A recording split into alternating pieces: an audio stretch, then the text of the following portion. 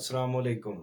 میں آپ کو ایک آج سچا واقعہ بتاتا ہوں، اور یہ واقعہ سن کے آپ کی روح تازہ ہو جائے گی اور اللہ تعالیٰ کی وحدانیت اور ربوبیت پر آپ کو فخر ہوگا۔ ایک دفعہ ایک ڈاکٹر صاحب تھے، ڈاکٹر نسیم علی شاہ۔ انہوں نے کسی ضروری کانفرنس میں جانا تھا، تو انہوں نے فلائٹ پکڑی۔ جیسے ہی فلائٹ ان کی اڑی تو موسم کی خرابی کی وجہ سے، طوفان کی شدت کی وجہ سے پائلٹ کو فلائٹ چند منٹ بعد ہی واپس لینڈ کرنی پڑی، اسی ایئرپورٹ سے جہاں سے اڑی تھی۔ جب فلائٹ واپس لینڈ ہوئی، ڈاکٹر صاحب پلین سے باہر آئے تو انہوں نے سوچا، بہت پریشان ہوئے کہ میرا جانا بہت ضروری تھا۔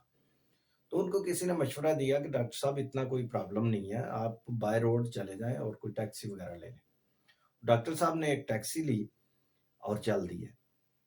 راستے میں جا رہے تھے تو ایک جگہ پہ طوفان کی شدت بڑھ گئی اور بارش بھی زیادہ تھی، تو وہاں پہ وہ لوگ راستہ بھول گئے، بھٹک گئے راستے سے۔ تو گاڑی ایک طرف چلی گئی۔ جب وہ ایک طرف چلے گئے تو انہوں نے دیکھا کہ وہاں پہ ایک قریب بستی نظر آئی ان کو، گاؤں ایک چھوٹا سا۔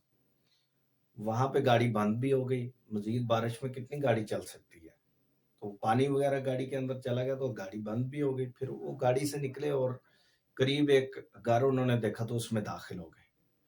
جب وہ اس میں داخل ہوئے تو وہ خاتون جو تھیں، ایک گھر کی جو خاتون خانہ تھی، وہ نماز پڑھ کے فارغ ہوئی تھی اور دعا مانگ رہی تھی، اور رو رو کے اللہ تعالیٰ سے دعا مانگ رہی تھی۔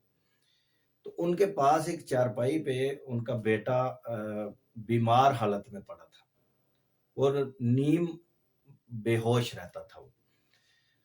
تو جب ڈاکٹر صاحب اندر انٹر ہوئے تو انہوں نے اجازت چاہی اور پھر انہوں نے کہا کچھ کھانے پینے کے لیے ہے، تو خاتون نے اشارہ کیا کہ جہاں پہ چیزیں پڑی تھی، چائے وغیرہ پڑی تھی جو بھی، تو اشارے سے انہوں نے بتایا کہ ادھر پڑا ہے۔ تو وہاں پہ انہوں نے چائے پی اور کچھ ساتھ چیزیں پڑی تھی کھانے کے لیے، وہ کھایا۔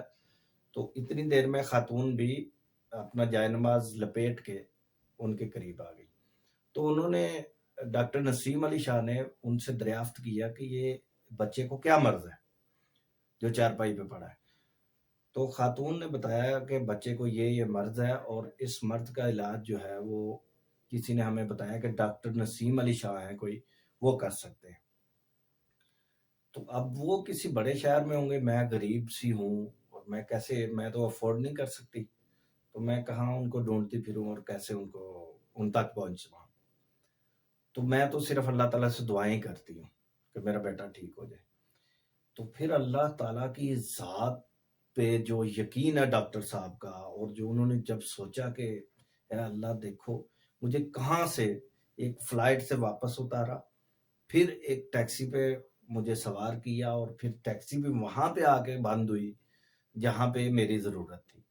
تو وہ غریب آدمی جو ہے دعا تو کر سکتا نا، اگر وہ کہیں پہنچ نہیں سکتا۔ تو مقصد یہ ہے کہ جو دولت سے، مال سے کام نہیں ہو سکتا، وہ دعاؤں سے ہوتا ہے۔ تو ہمیشہ ہمیں بھی اللہ تعالیٰ کی ذات پہ یقین رکھنا چاہیے اور دعاؤں کا اہتمام بھی کرنا چاہیے۔ لیکن یہ دیکھیں آپ کے کہاں سے کیسے سبب پیدا ہوا، اور ڈاکٹر صاحب کہاں سے کیسے پہنچے، اور جہاں ان کی ضرورت تھی وہاں پہ پہنچے۔